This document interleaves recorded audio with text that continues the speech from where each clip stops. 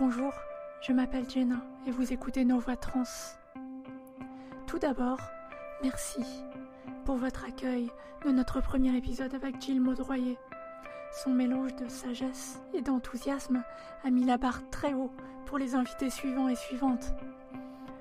Pour relever le défi de cette pression et aider à soulager mon stress du deuxième album, il fallait un rock et il fallait une amie. Niléane se décrit comme frisée, designer et militante. Elle pratiquait déjà un militantisme du quotidien qui est tout aussi nécessaire que la guérilla parlementaire ou la visibilité médiatique lorsqu'elle m'a proposé de créer un podcast trans. Un podcast trans. Son but était de montrer que les personnes trans ont aussi d'autres sujets de discussion que la transidentité. Si, ça arrive. Allez écouter. Elle porte ce projet avec calme et rigueur et une productivité que j'admire. Nous partageons une passion pour l'histoire d'Apple. C'est aussi une fan de Star Wars et la force est avec elle.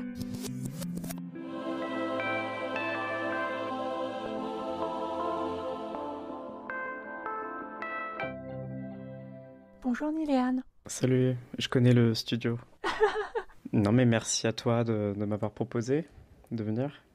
Comment est-ce que tu as entendu parler du concept de transidentité ? Waouh. Oui, on attaque direct. Euh... C'est ça, d'essuyer les plâtres. Ouh. En fait, je sais pas du tout. Je sais même pas. La première fois ? Il faut que ce soit la première fois ? C'est parfois pas facile de savoir, mais ça peut être une période, ça peut être un contexte. Ça peut être est-ce que t'en as entendu parler pour toi ou le concept en général.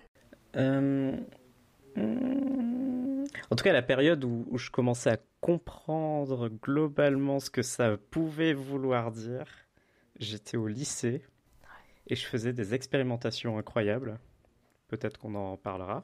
Ouais.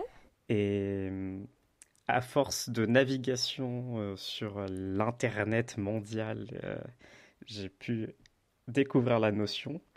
Mais alors, je pense que je ne l'ai pas comprise avant un bon moment. Qu'est-ce que tu entends par expérimentation ? Je suis désolée, tu peux pas faire un teaser comme ça. Oui. C'est mon anecdote phare. En fait, j'étais au lycée. Bon, à ce moment-là, je suis déjà dans le placard depuis un moment. Et au lycée, j'ai eu un cercle vertueux de confiance. Et c'était trop bien. Parce que j'étais habitué jusque-là à ne pas avoir d'amis et même ne pas en vouloir. Donc j'arrive au lycée et les gens m'apprécient. Enfin, il y a des gens qui m'apprécient. Donc c'est cool. Et puisque ces gens m'apprécient, ça me donne confiance. Mais j'ai confiance, donc d'autres gens m'apprécient. C'est-à-dire de plus en plus de gens dans ce lycée m'apprécient. Pour le contexte, j'ai grandi à La Réunion, donc mon lycée, il n'est pas si grand que ça. C'est un plutôt petit lycée, même si c'est un grand lycée pour Lille, mais voilà. Donc voilà, ma popularité grandit dans ce petit cercle lycéen. Et donc oui, ça occasionne un vrai cercle vertueux de confiance chez moi, parce que du coup, j'ose des trucs. J'ose parler de moi, j'ose aller vers les gens. Et cette fameuse expérimentation, c'est quoi ? C'est qu'à un moment, je me dis, il faut que j'en profite. Il faut que je profite de cette, non pas crise, j'ai envie de dire crise à chaque fois, mais c'est pas du tout une crise, c'est l'inverse. De cet apogée de confiance. Et donc, je me dis, il faut que j'en profite. Il y a des vêtements que j'aimerais bien porter. Mais donc à l'époque, je suis perçu comme un mec peut-être gay, au max. Notamment, oui, j'avais plusieurs types de vêtements en vrai que je voulais porter.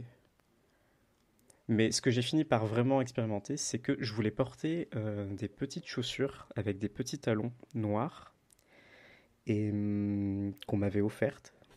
Une amie à l'époque qui m'avait offert ces chaussures. Et je me suis dit, je vais essayer de les porter parce que j'ai tellement bonne cote auprès des gens. Je suis tellement dans un cercle vertueux de bonne popularité. C'était même pas de la mauvaise popularité. Que si j'ose un truc pareil, ça va bien passer. Ça va forcément bien passer. Ou alors, je peux forcément me débrouiller pour que ça se passe bien. En tous les cas. Donc voilà, un jour, je me dis, je mets ces chaussures. Tout le reste de mon outfit est plutôt masculin. Il y a juste ces chaussures-là qui dénotent. Donc j'arrive, j'ai ces chaussures-là, et c'est assez fou parce que tous les regards se portent sur moi. Absolument tous les regards, ceux de mes amis, ceux des gens qui me connaissent de loin, parce que voilà, comme je te disais, je commençais à être connu dans le lycée. Et curieusement, en fait, je m'attendais pas à autant de tétanie chez les gens. Je m'attendais peut-être à des réactions outrées ou des réactions très enthousiastes, mais je m'attendais pas à ce juste milieu de tétanie, où genre en mode ouais ok on ignore un peu ce qui se passe. Ouais ok d'accord, c'est son délire. Et bon voilà, ça c'était globalement la réaction ambiante, mais il y avait forcément toutes les réactions de type plein de questions. Pourquoi tu portes ça? Ah mais en fait t'es gay, parce qu'il y a des gens qui ils savaient rien sur moi, du coup voilà, c'est une grande surprise. Je coupe court et au cours de la journée, ça se passe très bien, si bien que cette crise, non pas cette, non j'arrête, j'ai toujours envie de dire crise de confiance, cet apogée de confiance me mène à développer tout un discours de rhétorique assez puissant, qui a beaucoup de succès. Parce que les gens qui me disent, mais c'est pas des chaussures de fille. En fait, j'avais compris très très vite dans la journée, au bout de quelques heures, que je pouvais leur répondre, non, non, c'est pas des chaussures de fille, c'est des chaussures mixtes. Genre, non, non, il y a des mecs qui en portent, c'est un peu rare, mais figure-toi, voilà, il y a des mecs qui en portent. Donc moi, je me suis dit, j'en porte aussi. Et vu que je le disais avec tellement d'assurance, et dans ce contexte d'apogée de confiance, eh ben les gens étaient en mode, ah ouais, ok, bah c'est cool. Et en fait, j'avais développé un lore tout autour de ça. Les gens me croyaient, les gens étaient persuadés. Du coup, enfin ceux qui m'avaient parlé en ressortaient de cette conversation persuadés que oui, c'était normal, c'est des chaussures mixtes, c'est juste un peu moins courant. T'as changé la réalité. C'est ça, j'ai vraiment créé toute une mythologie. J'ai inventé une page Wikipédia hein, quasiment sur ces chaussures. Première bottine à talons mixtes de la Réunion, tout simplement. Donc voilà. Et ça a eu du succès jusqu'à que une surveillante m'interpelle parce qu'elle me demande d'aller voir la CPE. Donc on va voir la CPE. Et elle, par contre, zéro rhétorique qui passe avec elle. Elle est en mode, mais non, comment ça? Enfin bref, je te passe un peu les détails, mais pas très contente. La fin de l'histoire, c'est que cette CPE, elle m'a miné le moral dans ce jour-là. Ça se passait super bien. Je créais vraiment ma meilleure journée de l'histoire. Et elle a tout cassé. Mais la bonne fin, c'est que plusieurs jours plus tard, bien que la CPE ait menacé de le dire à ma mère, eh ben, j'ai décidé de moi de le dire à ma mère. J'ai dit à ma mère, hé maman, tu sais, il y a ces chaussures que Machine m'a offert il y a quelque temps et je les ai mises au lycée. Et voilà. Donc pareil, elle a eu cette réponse. Mais c'est pas des chaussures de fille. Et donc là, bam, je ressors la rhétorique développée quelques jours auparavant au lycée qui a eu tant de succès. Je lui dis non, non, non, c'est mixte, je te jure, genre, vraiment, ça marche. Et sa réaction, elle est toute simple, c'est ah ok, d'accord. Et donc elle m'emmène au lycée, elle me dépose au lycée, je les remets et je les ai mises plein de jours pendant l'année, cette année-là. La CPE, voyant que ces chaussures insérées dans mes tenues ne provoquaient plus de vraies réactions dans le lycée, ben la CPE, elle a fermé sa gueule. Elle a plus rien dit. Elle a vraiment plus rien dit. Voilà. Comment est-ce que tu associes ça à la découverte du concept de transidentité? Ah oui. Je sais pas. Ben, en fait, je l'associe parce que c'est dans la Tu même. as dit que tu as fait des recherches. Oui, bien sûr. Ouais. Mais je l'associe à cette découverte parce que c'est à peu près la même période. Après, spécifiquement, je sais pas trop. Parce que je crois que cette expérimentation précède un peu ma réalisation de ce que ça pouvait signifier. Là, à ce moment-là, je suis juste dans un délire. Tiens, j'ai envie de porter ça. Et pourquoi j'ai pas le droit de porter ça? Ça me saoule un peu. Tout à l'heure, tu as dit que tu étais dans le placard depuis plusieurs années quand cet épisode est arrivé. Du coup, tu étais dans le placard sur une question d'orientation et pas d'identité? Oui, oui. connaissais pas, oui, j'avais pas idée de ce que ça pouvait être la transidentité, ni que ça me concernerait.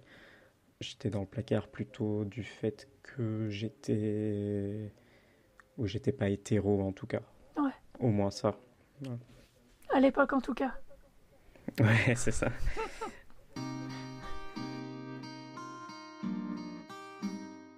Est-ce que tu veux parler du moment où ça a cliqué, où t'as adopté l'idée de transidentité pour toi? J'ai un moment qui me vient à l'esprit, mais c'est pas le moment, mais c'est un moment que je retiens.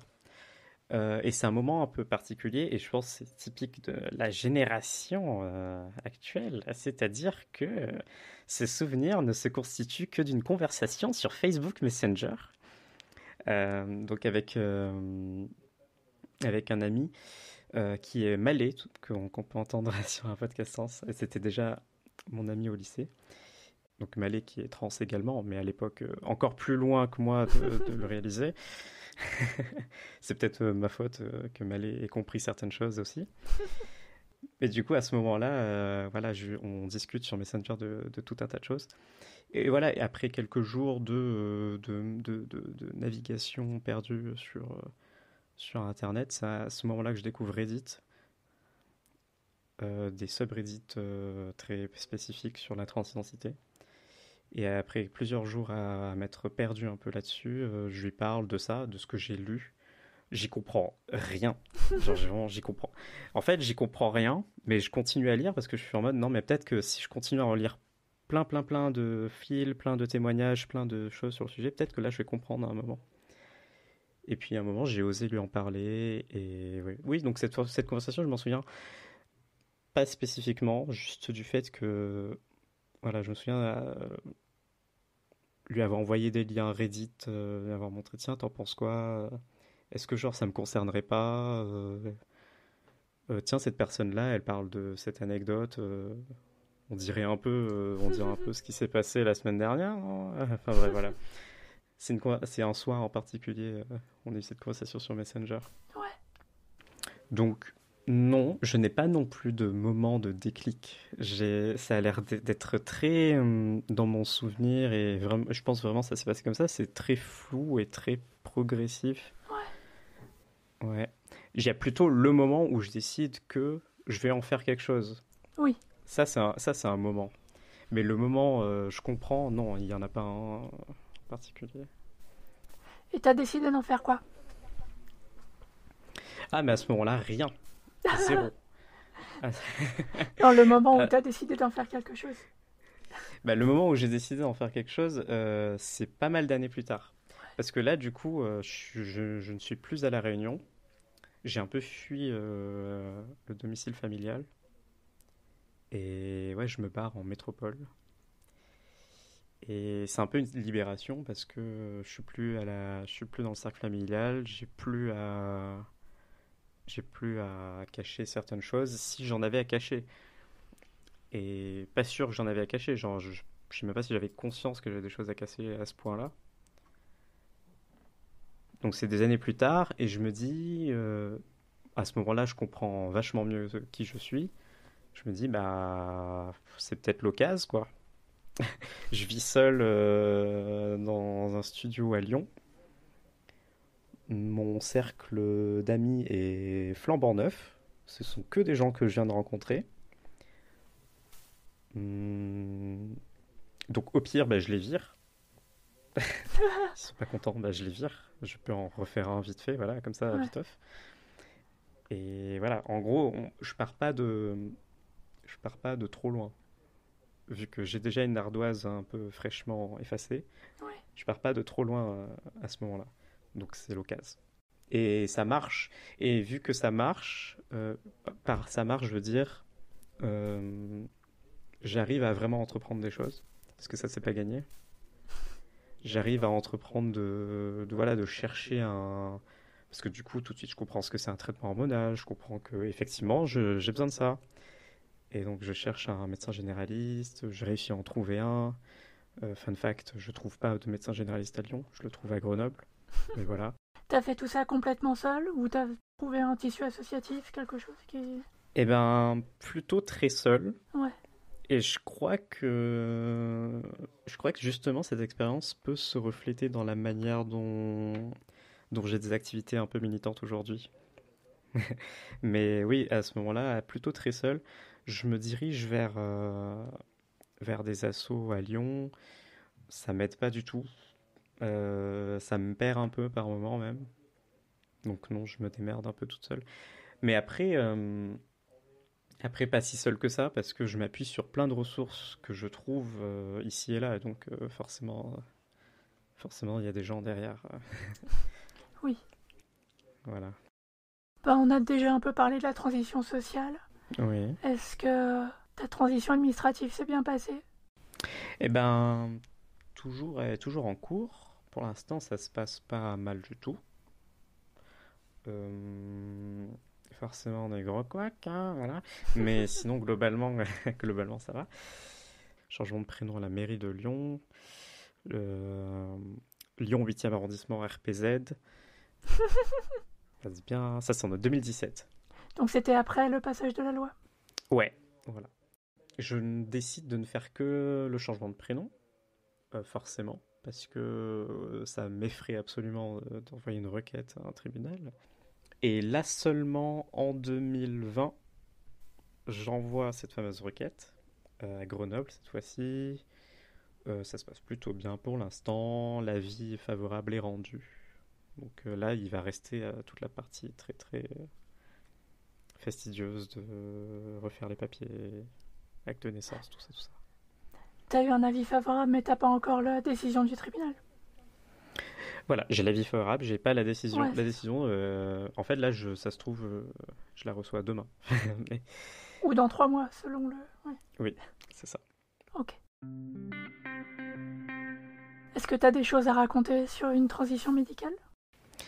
Alors, niveau transition médicale, moi, j'ai pas grand-chose à raconter.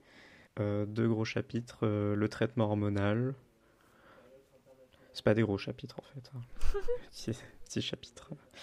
Traitement hormonal, C'est voilà. subjectif, c'est toi qui juges. Ouais, non. Bah, je juge pas très gros chapitre. Traitement hormonal, assez classique. Et le deuxième chapitre, en revanche, est plus gros. C'est pour ça que je me suis révisé.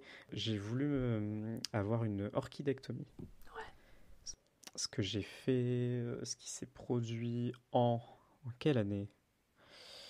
C'est bizarre de dater hein, avec la pandémie là. On se rend pas compte. En quelle année? Moi, je note les dates parce que sinon je perds tout.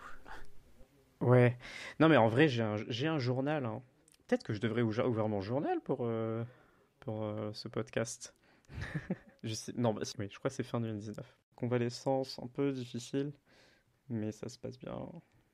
Et pour la suite, Jenna, j'en ai aucune idée. Je sais pas du tout. Pour l'instant, rien. Là, maintenant, rien. Ouais. Juste, j'ai des poils en trop qui me saoulent. C'est notre lot à toutes. Mais après, oui, j'ai déjà fait de l'épilation laser, beaucoup d'épilation laser. Ouais. Mais c'est toujours pas assez. Moi, clairement, je le range dans les gros chapitres de transition médicale, l'épilation, parce que ça a été... Oh, moi, j'ai commencé par là en plus. Oui, c'est vrai, du coup, je l'ai même pas compté dans mes chapitres, Ouais. maintenant que tu le dis. Mais ouais, à ce moment, c'est ce qui me préoccupe un peu de devoir reprendre ça. Ouais. Mais bon. Après, je suis un peu arrivé à cette stagnation des choses à faire dans la transition. Un plateau. Ouais, ouais, c'est ça, un plateau. Genre là, je me dis, ok, je devrais faire l'épilation, reprendre l'épilation. Mais bon, en plus, là, on porte des masques, donc personne le voit. Toi, peut-être sur Jitsi, là, mais je suis même pas sûr. Pas avec cette qualité de Et vidéo, non. les pixels sont plus gros que les poils, du coup, voilà. Je me dis, ouais, il faut que je m'épile, mais ça peut attendre, il y a une pandémie, on s'en fout. Et ouais, je dois faire des papiers, voilà. Voilà ma transition. Et c'est cool, c'est reposant. Ouais. La façon dont je vis la transition médicale, ou la façon dont je la vois même pour les autres, c'est que de toute façon, on l'a fait que si on peut pas faire autrement. Enfin, il faut que ce soit un besoin, tu vois, irrépressible. Et là, effectivement, si c'est caché par les masques, si tu ressens que c'est ce que t'as dit, une stagnation, c'est que t'es arrivé à un point où t'en as pas besoin pour l'instant. Oui, oui. Est-ce qu'il y a quelque chose dont tu es vraiment fier dans cette acceptation, dans cette transition, dans la façon dont tu l'as vécu? Euh, Il y a un truc dont je suis fier, c'est que peut-être je me suis barré de la Réunion vraiment dans l'idée de fuir ma mère et mon père, donc mon cercle familial, mon tout petit cercle familial. Et ce dont je suis fier, c'est que maintenant je me rapproche progressivement à nouveau d'eux. Et donc, la fierté, là, c'est juste de réussir à voir cette fuite du domicile comme une très bonne décision. Et pendant des années, c'était une mauvaise. Voilà, je voyais ça, mais ça fait chier quand même, hein. Je me suis barré et tout. Mais là, du coup, j'arrive à le voir comme une très bonne décision. Donc, il y a à la fois la fierté voilà, d'en avoir une bonne idée rétrospectivement, mais en plus de me dire que aujourd'hui encore, c'était vraiment une bonne décision. Et donc, c'était vraiment une bonne décision. J'ai été vraiment smart, je suis vraiment intelligente en fait. Alors, mais Niléane, c'est vraiment, vraiment pas débile quoi. Bravo. Tu l'as évoqué tout à l'heure, mais je voudrais qu'on parle de ton parcours militant. Qu'est-ce qui t'a poussée à être militante? Je risque de répondre beaucoup à tes questions en commençant par je sais pas et en fait de prouver directement ensuite que je le sais. Donc là, je vais me retenir et réfléchir. Et en fait, j'ai plusieurs petits épisodes où j'accompagne assez loin des personnes trans dans des problématiques très spécifiques. Et je m'y accroche genre un peu de manière acharnée. Et c'est ça qui me fait me dire que du coup, oui, j'ai vraiment envie de faire oui, d'avoir des impacts. Mais en plus, c'est des impacts très localisés, vraiment pour des individus ici et là. Notamment, je pense à une personne que j'ai aidée il y a peut-être, c'était en 2018, je crois, ça fait déjà longtemps. Et le temps passe trop là, hein. En 2018, et une personne qui est étudiante, non binaire, à Paris. Et son université refuse d'utiliser son prénom d'usage. Et voilà, ça lui détruit sa scolarité. Je dis elle parce que cette personne, elle est vraiment saoulée de ce qui se passe. Donc à ce moment-là, je me dis, ouais, mais genre, c'est pas possible, il faut que je fasse quelque chose. Et en même temps, tu vois, je reviens à ce que j'ai dit tout à l'heure, j'ai inconsciemment déjà à ce moment-là l'idée que faut que je le fasse moi-même et les assos vont pas trop pouvoir m'aider. Mais ça, c'est purement égoïste parce que j'ai eu une mauvaise expérience. Mais du coup, ça motive ma manière de me comporter et je me dis, bah, file le numéro de ta scolarité et genre, je vais bluffer. Et, et donc j'appelle cette secrétaire de scolarité dans sa faculté et je lui parle vraiment et je me présente comme une militante. À ce moment-là, je me sens pas du tout en tant que tel, hein. Je suis juste dans l'idée de bluffer, d'impressionner cette personne et de lui faire se rendre compte qu'elle a tort. Parce que je me dis, personne lui a parlé comme ça, donc faut essayer. Donc voilà, je l'appelle, je lui dis, ouais, je me présente comme une militante, et je lui dis 5-6 raisons d'affilée comme ça, avec un rythme de parole assez rapide, pourquoi il faut qu'elle se débrouille pour utiliser le prénom d'usage de cet étudiant non binaire.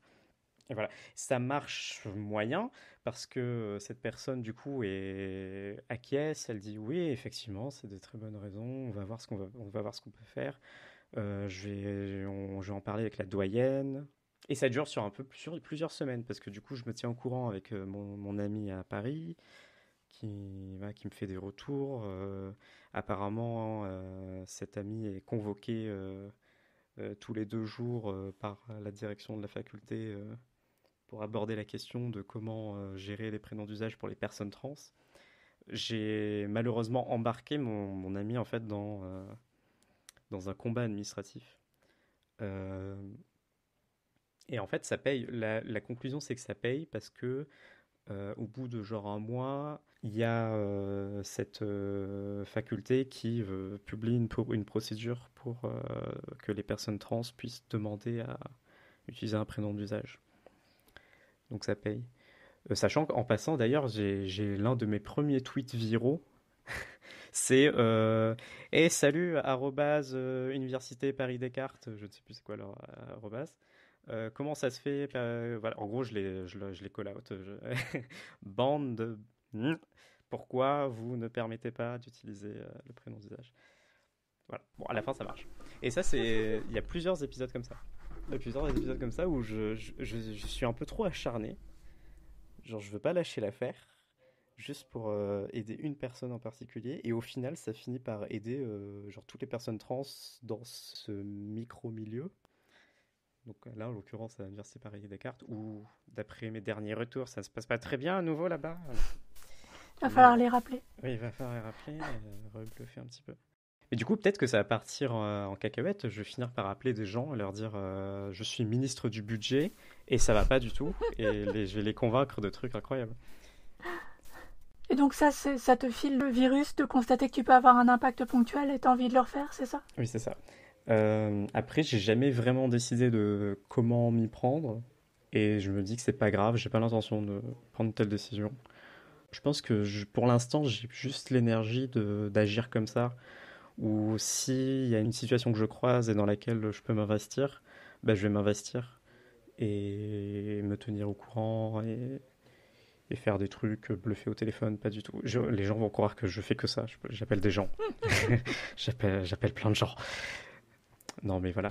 J'ai pas envie de parler de toutes les situations parce que je sais pas à quel point c'est ok d'en parler, mais c'est surtout des petits impacts comme ça que j'ai eu et ça fait du bien parce que du coup, moi-même, j'ai pas eu les meilleures situations, mais ça me donne de l'assurance pour m'en dépatouiller moi-même quand ça m'arrive. Ça fait un super entraînement, ouais. C'est beaucoup d'expérience d'un coup. Est-ce que dans tous ces petits chapitres, il y en a un qui est une grande fierté que tu as envie de raconter? Grande fierté, je sais pas. Non, j'ai pas de distinction comme ça à faire. Alors, peut-être on ajoutera ça au chapitre des questions où tu réponds je sais pas, puis on trouve après. Ouais. Est-ce que tu veux parler d'un podcast trans? Oui, oui, oui. C'est ce que je fais de notable en ce moment, c'est incroyable. Bah oui, c'est un podcast cool que toi, moi et d'autres on co-anime. Pour l'instant, ça se passe bien. Là, je suis en retard pour monter l'épisode qui doit sortir, mais on va s'arranger. Et on va trouver du temps. En fait, un podcast trans, c'est l'année dernière. Tu te rappelles? C'est l'année dernière, en fait, je me disais, ce serait marrant d'entendre, de pouvoir écouter une conversation téléphonique plutôt élaborée entre des personnes trans. Et donc c'est juste ça à la base. C'est juste ça à la base.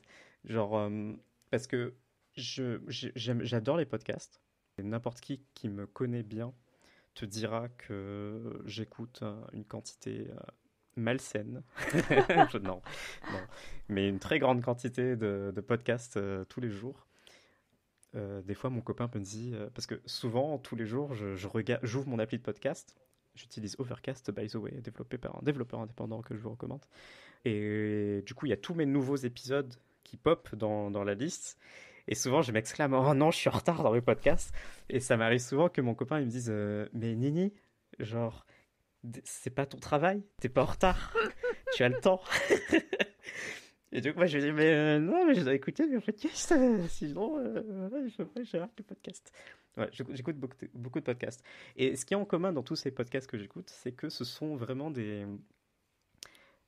ce que je disais, genre un peu comme des conversations téléphoniques élaborées. C'est comme ça que je vois vraiment ces podcasts, où, oui, c'est vraiment des conversations entre des gens que tu apprends à connaître à fur et à mesure de les écouter régulièrement. Oui. C'est ce format vraiment là qui me plaît beaucoup. parce que le monde du podcast est large et divers. Donc moi, c'est celui-là qui me plaît beaucoup. Et je me suis dit, mais tiens, genre un podcast comme ça n'existe pas avec des personnes trans.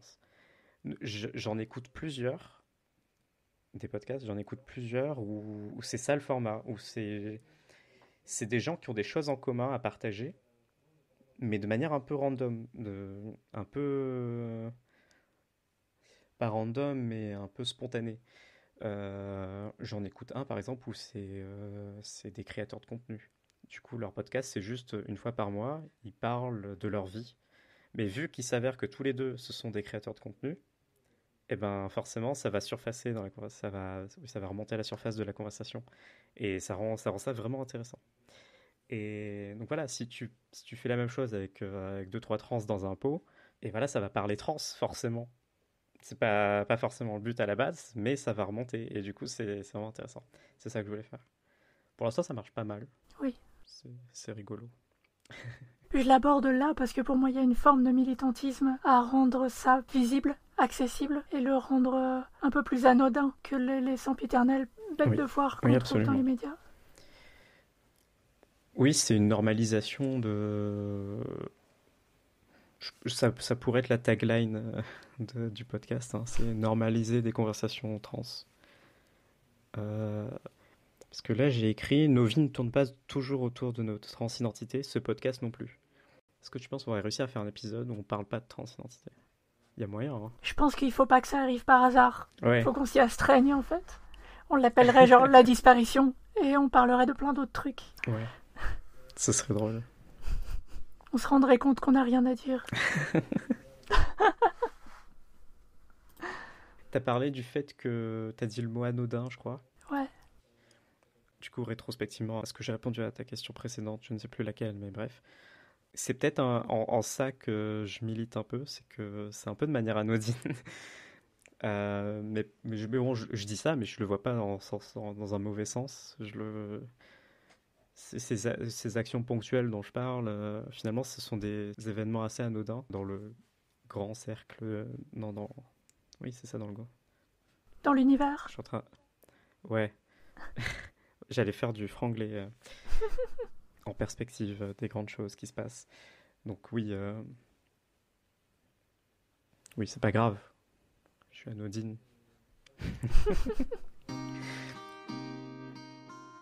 Et comment est-ce qu'on fait une transition pour parler du Wikitrans? Je sais pas. Euh, Mais moi, le Wikitrans, je fais pas grand-chose, hein. Qu'est-ce qui t'a poussé à participer? J'interagis avec Menika, qui a cofondé avec Tiffany le Wikitrans. Puis un jour, elle tweet qu'elle a besoin de quelqu'un pour s'occuper un peu plus de la communauté sur les réseaux sociaux, animer un peu les comptes. Du coup, je me manifeste et voilà. D'accord. Maintenant, et du coup, maintenant, je m'en occupe un petit peu. Ménica fera partie de nos invités. On aura l'occasion de détailler le projet du Wikitrans. C'est ça. Du coup, no spoil. Dans la suite, j'ai essayé d'animer des petites activités communautaires. On a lancé un Discord où on se fait des visionnages communautaires et c'est super intéressant parce que du coup, on regarde des trucs ensemble avec les gens qui viennent spontanément. On en fait des bilans. Et pendant la séance, c'est très drôle parce que oui, c'est un peu comme un grand ciné-club trans. Ces moments. On en a fait, je sais pas combien de séances on a fait. On a fait que 3, 4, je sais plus. Ce serait bien d'en faire d'autres. Mais du coup, avec ça, j'ai rajouté un truc sur mon CV. Je me suis découvert une affinité pour animer des communautés. Est-ce que tu veux dire que tu voudrais faire ça professionnellement? Bah pourquoi pas? C'est vrai que c'est sympa. Bon ben voilà, si vous voulez embaucher Niléane, elle cherche. Tellement de boulot en amont quand on organise un truc comme ça.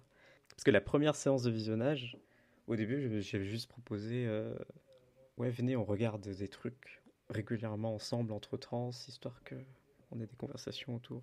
Puis après, Mianika et Tiafine me disent ouais, bah, viens, on fait ça avec le Wikitrans. Ok, on fait ça avec le Wikitrans. Sauf que très vite, je me rends compte que bah, du coup, il y aura beaucoup de gens. Du coup, parce que j'imaginais trop le truc, on sera 6, 5, 6 voilà, sur un petit Discord. Voilà. Spoiler, à la première séance, il y a eu 50 personnes au pic à un moment. Ah ouais, impressionnant. Et du coup, rien à voir. C'est pas du tout la même chose que j'avais envisagé. Au début, j'étais en mode ouais, on va faire un petit ciné-club à 5, c'est sympa. Et puis au final, je me retrouve à devoir introduire un truc devant 50 personnes. Mais c'était fun quand même. C'était même d'autant plus fun. Mais du coup, la veille, j'avais regardé tout le documentaire qu'on allait regarder. J'avais pris plein de notes. J'avais préparé tout ce que je pouvais avoir à dire sur le sujet. C'était trop bien. Trop kiffé. Donc oui, pourquoi pas. Pourquoi pas animer des petites communautés. N'hésitez pas, confiez-moi vos communautés. Je rachète vos communautés. J'en fais des choses. Est-ce que tu as déjà été fatigué du militantisme? Non, je crois pas. Ou je me rends compte en posant la question que la nature, la façon dont tu milites se prête assez bien à pouvoir moduler et s'adapter à la fois à ton temps et ton énergie. Oui. Donc ça aide à tenir plus longtemps. Oui. Ouais, non, pour l'instant, ça va. J'ai pas eu de soucis. Très bien. Là, en ce moment, je suis en période un peu de burn-out, mais c'est pas vraiment lié à ça. Enfin, c'est pas vraiment lié à mon militantisme. Ouais. C'est plus lié à tout un tas de contextes. Est-ce que tu as un réseau de soutien? Association, amis, famille, choses comme ça? Oui, j'ai de très très bons amis. Donc je vis à Grenoble actuellement. Je m'empêche pas du coup de revenir sur ce que enfin de réévoquer ce que j'ai dit tout à l'heure.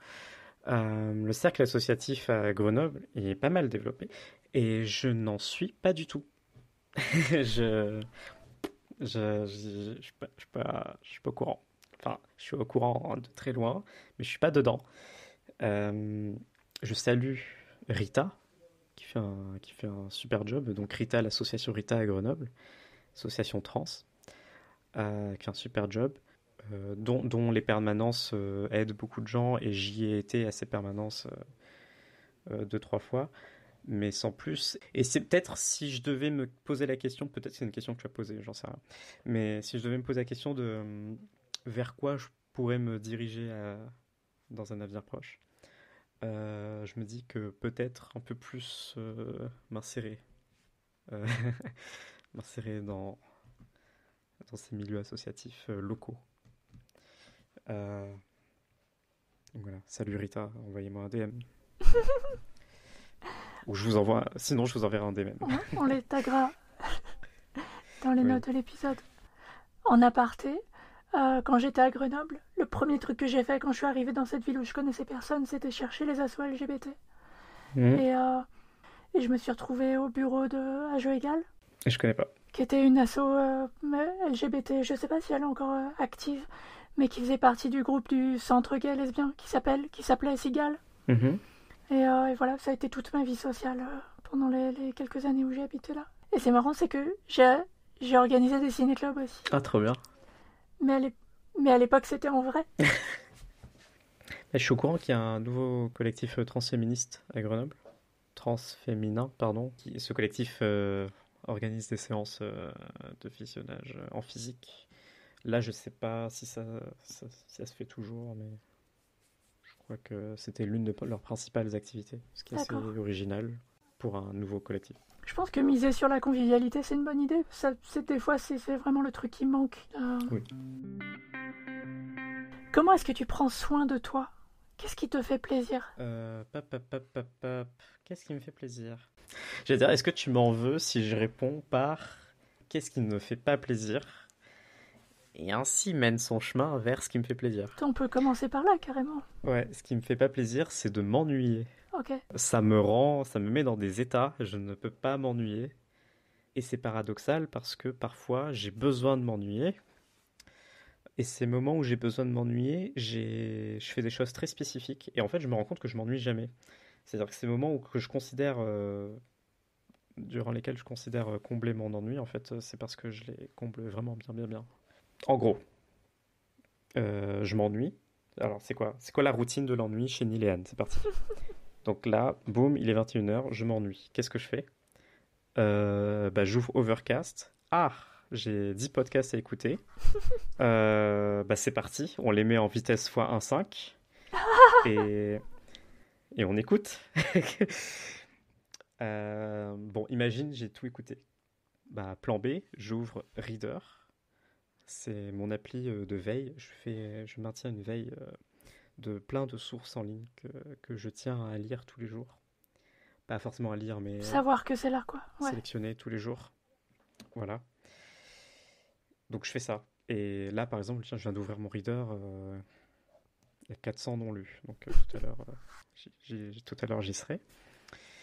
Voilà, bon, imagine, j'ai tout lu dans Reader. Bon, j'ouvre YouTube, pour lequel je paye YouTube Premium, parce que je considère que c'est un assez bon investissement vu le temps que j'y passe. Et là, pareil, je suis ce genre de personne qui, sur YouTube, ne pourrait plus vivre sans la playlist à regarder plus tard, qu'ils ont implémentée il y a quelques années. Oui. Donc là, j'ouvre à regarder plus tard. Ah, il y a 10 heures de vidéo. Bon, voilà, etc. Tu vois où j'en viens. Donc je peux pas m'ennuyer. Donc peut-être que ce qui me fait plaisir, c'est ma routine de consommation de contenu. Et c'est bizarre comme réponse, je sais bien. mais voilà, ça me fait plaisir. Je trouve pas ça bizarre et je trouve ça très très proche de comment je consomme du contenu et notamment des podcasts et YouTube. Sauf que j'ai pas encore sauté le pas de payer, j'ai mis un adblock à la place. Mais pour moi, il y a presque un truc compulsif à avoir une liste à regarder plus tard qui est beaucoup trop longue et j'en arriverai jamais à bout parce que je mets plus de choses dedans que je n'en consomme. Ce problème de la liste d'attente que j'ai dans 3 applis tous les jours. Donc l'appli de podcast, l'appli de flux RSS, donc de lecture, et YouTube. Et donc, évidemment, je ne peux pas tout lire. Là, quand je disais les 400 non lus, évidemment, je ne vais pas tout lire. Je vais en sélectionner.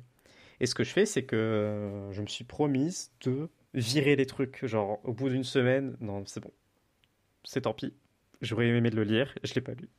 Et là, ça jarte. Ouais. Donc, voilà. Bon, c'est éloigné de la question. Ce qui me fait plaisir aussi, t'as vu ça? Ce qui fait plaisir aussi, je fais un peu de design et il y a vraiment un objet qui me rend heureuse. C'est mon iPad. C'est ma vie désormais. Je fais tout avec et c'est trop bien. J'aime trop comment quand tu touches une icône, les icônes elles volent partout. Et c'est trop bien. Il y a souvent, peut-être, je me dis que mon copain il se moque de moi dans mon dos parce que il me voit devant mon iPad sur le bureau et en fait je suis sur l'écran d'accueil. Genre je suis pas en train de faire quelque chose, je suis sur l'écran d'accueil de l'iPad et je suis en train d'ouvrir des applis, les refermer, genre jouer avec les animations, tu vois, genre. Voilà, donc j'ai des petits trucs comme ça. Donc ça me fait plaisir. Est-ce que tu veux des réponses encore plus spécifiques? Je peux t'en trouver d'autres. Allons jusqu'au bout. Ce qui me fait plaisir aussi, c'est que par exemple aujourd'hui, tu vois, j'ai une appli de météo. J'aime beaucoup la météo. Bon, ça, on va pas rentrer là-dedans. Mais j'ai une appli de météo que j'aime beaucoup, qui s'appelle Carrot Weather, développée par là aussi un dev indé. Et aujourd'hui, Carrot Weather, au moment d'enregistrer, a sorti sa version 5.0. Et crois-moi que j'ai passé plusieurs heures de ma journée à ne rien faire au travail parce que j'étais en train d'explorer les moindres recoins de cette magnifique appli météo. Je vous recommande de la télécharger. Et donc ça me fait plaisir. En fait, pour rendre le propos un peu plus général, j'ai un intérêt très, très fort pour ces applications indépendantes qui sont vraiment développées avec soin et dans lesquelles je peux me plonger pour les explorer, mais vraiment des trucs un peu niche. Il y a une époque où, quand une version majeure de macOS ou d'iOS sortait, je me faisais tous les menus, genre intégralement, pour voir les différences. Donc ça me parle. Eh bien, chère Jenna, cette époque n'est pas révolue pour moi. J'attends avec impatience iPadOS 15. Ça va être très fun. C'est comme ça que j'occupe une partie de mes étés. Voilà. Est-ce que t'en as d'autres ou on passe à la suite? Non, vas-y, enchaîne. Ok. Est-ce que tu t'habilles quand t'es en confinement? Est-ce que je m'habille quand je suis en confinement? Mais c'est quoi cette question? Genre, est-ce que... Je dis ça parce que je suis en pyjama. Ah oui, d'accord, tu veux dire, est-ce que... Oui, est-ce que je me... Oui, est-ce que je me fais des outfits alors que je suis pas outside? Oui. Ouais, oui. Oui. Mais moi, c'est depuis toujours ça. Je suis chez moi, je m'habille. Ok. Parce que j'ai vécu des sales périodes de ma vie où j'avais des rythmes vraiment détruits. Des rythmes de sommeil, de jour, nuit, tout ce que vous voulez. Tout ce qui a un rythme dans la vie, bah moi, il y a une période, c'était détruit. Du coup, depuis cette période, j'ai un attachement à structurer les choses comme ça. Donc, si je me lève, si je suis réveillé, c'est-à-dire que je suis pas dans mon lit en train d'être dans la phase sommeil de mes 24 heures, eh ben, il faut que je sois habillé parce que du coup, je suis active. Même si pas du tout. Je suis assise à mon bureau et je traîne sur YouTube. Donc, Ça permet de faire la distinction entre les deux. ouais. Euh, si vous regardez, chers jeunes auditeurs Ace, le YouTube, je vous recommande un créateur de contenu qui s'appelle CGP Grey. Il a sorti une vidéo pendant le confinement qui s'appelle Spaceship You, où voilà, il développe cette petite théorie qui vous permet de visualiser son chez-soi pendant le confinement. Il part du principe que voilà, si on est confiné chez soi, et qu'on n'a pas beaucoup d'espace où travailler ou avoir ces différentes activités qu'on aurait dans d'autres circonstances dans plein de lieux différents, il faut qu'on puisse s'imaginer que voilà, on est dans un vaisseau, un tout petit vaisseau, donc Spaceship You, votre vaisseau, Ok. et qu'il faut en faire des compartiments, à la fois physiquement, mais mentalement aussi. Et justement, c'est cette importance primordiale de maintenir un rythme, elle passe par maintenir des limites dans l'espace. Donc, il faut que cette partie de la journée où on est actif, il faut qu'elle se fasse au bureau. Imagine, tu vis que dans un studio où dans la même pièce, tu as un bureau, un lit, une table à manger. Bah, selon ce Spaceship You, cette idée du Spaceship You, il faut que quand tu manges, ce soit sur la table à manger, que quand tu travailles, c'est à ton bureau, et que quand tu dors, c'est dans ton lit. Si tu commences à mélanger tout ça, si tu commences à travailler dans ton lit, à manger sur ton bureau, etc., euh, ça risque d'être plus difficile à gérer. Donc voilà, je vous recommande de regarder ça. Mais voilà, c'est moi quand j'ai vu cette vidéo il y a quelques mois, je me suis dit, bah tiens, c'est comme ça que je fonctionne depuis des années pour réussir à gérer un peu mes problèmes de rythme. Très bonne idée. Je vais noter ça pour plus tard. La voilà dans la liste à regarder plus tard. Est-ce que tu te décris heureuse, fière, fatiguée, sereine? Faut que je choisisse un mot là. Un ou plusieurs, ou aucun, ou un autre? Heureuse, oui. Fière, oui. Fatiguée, oui. je vais répondre avec des intonations de oui. Sereine, ouais. Je sais pas. Ok, donc bilan, je cale un peu sur le sereine. Ouais. Parce que typiquement, si j'ai enfin envoyé en 2020 une requête de changement de sexe à l'état civil, c'est parce que j'ai eu l'effroyable pensée que, imagine, il y a un nouveau gouvernement dès 2022 qui rend ça encore plus difficile, voire pire. Et du coup, c'est vraiment cette pensée-là qui m'a motivé à le faire en 2020. Je pense que ça témoigne bien de mon niveau de sérénitude. Voilà. J'ai l'impression que t'avais l'air stressé sur ton avenir professionnel aussi. Ouais. On en parle si tu veux. C'est pas... Oui. Non mais oui, on peut en parler. Mais si je dis ouais, c'est parce que j'ai pas tendance à penser à ça quand j'y suis pas. Là, disons que ça sera un problème dans un mois et demi. Donc on se dit dans un mois et demi et là je stresserai. Là maintenant, j'y pense un peu lointaine, de manière un peu lointaine et c'est pas grave. J'admire ta manière de compartimenter. Ah oui, donc c'est peut-être ça le fil rouge que tu vas ressortir. Je fais des compartiments. C'est marrant d'être l'invité parce que du coup, je suis en train de faire des théories de tout ce que tu peux te dire. C'est marrant. Tout ce qu'on peut déduire de cet entretien. Ouais. Est-ce que ça te fait stresser? Non, c'est bon. Je pense pas. Tu pourras l'écouter avant les autres. C'est gentil.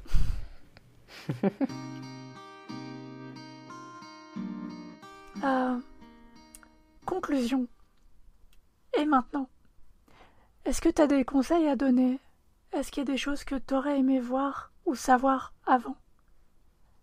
Avant quoi? Avant ta transition, avant ton déménagement, avant maintenant? Je sais vraiment pas comment répondre à ta question. On n'est pas obligé. Mm.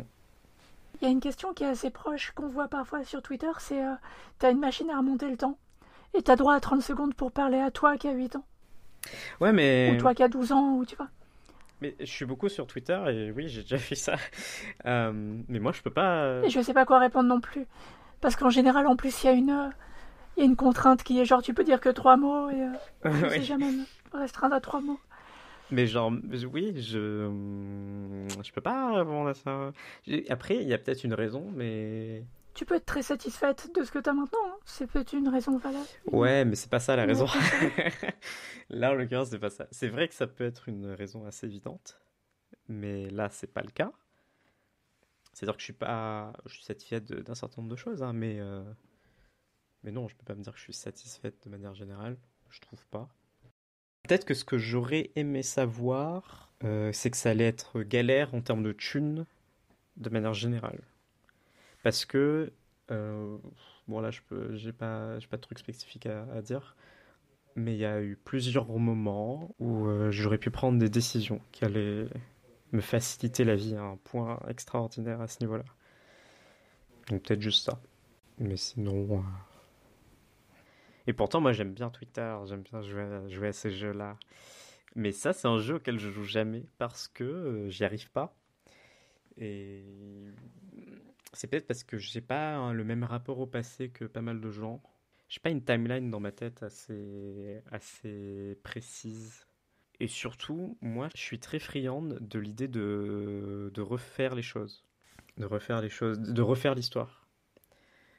C'est-à-dire que... Alors non pas en termes... C'est fait quoi? Oui, alors c'est fait, mais surtout moi j'aime bien l'idée de non seulement c'est fait, mais j'aimerais bien voir les choses autrement de ce qui s'est passé.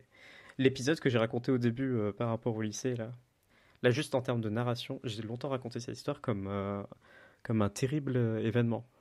Parce que ça se finit dans le bureau de la CPE et qu'elle me ruine tout. Et je suis deg. Et je peux rien faire. C'est l'impuissance absolue.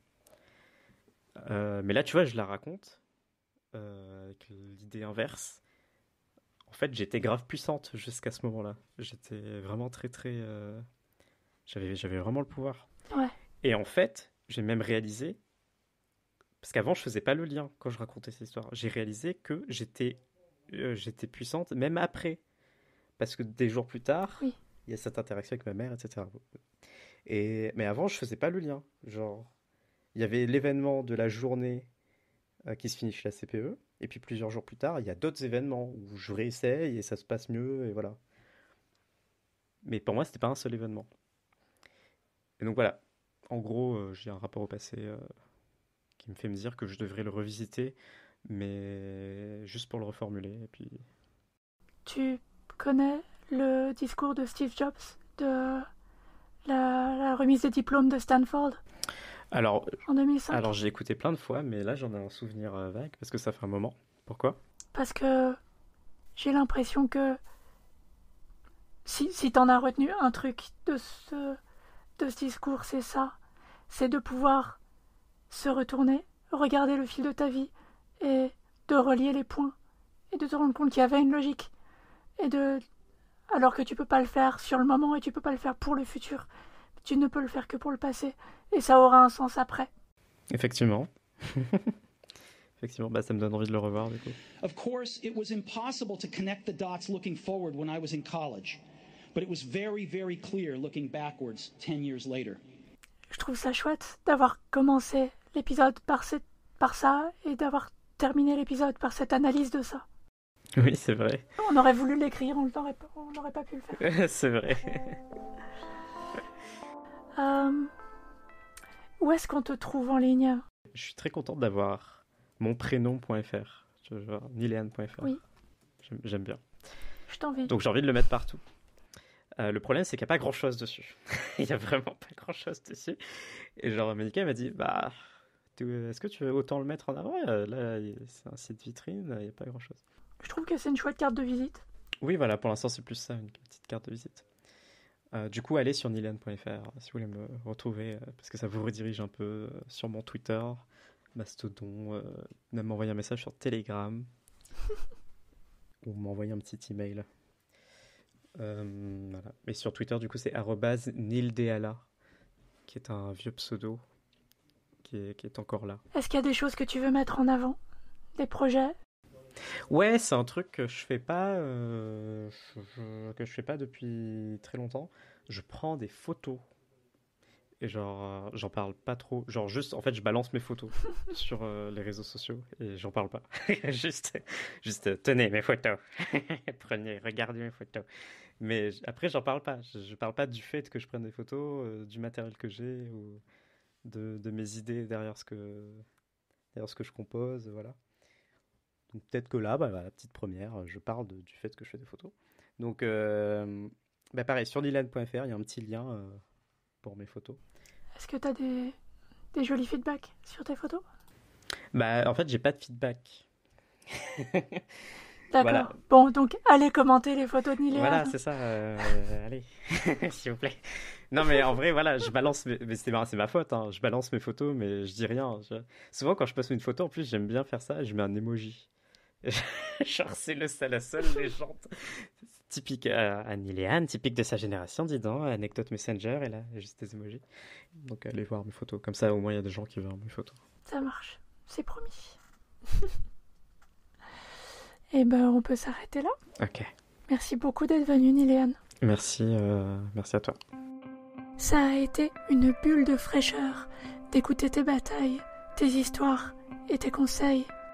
J'espère qu'entendre ta force tranquille par nos oreilles t'aidera à trouver toute la confiance en toi. Le fil rouge qu'on cherchait est clair. Si on te compare spontanément à Steve Jobs, tu es prête à changer le monde, même si c'est un fonctionnaire à la fois. Je nous souhaite du succès dans tes projets et un emploi qui te plaise. C'est une joie quotidienne de travailler avec toi. Et vous aussi, vous êtes digne d'attention. Si vous pensez être seul au monde, que tout le monde s'en fout ou personne ne comprend, il y a une communauté prête à vous soutenir et qui n'attend que vous. N'ayez pas peur d'appeler à l'aide. Que ce soit ici ou ailleurs, continuez à écouter nos voix trans.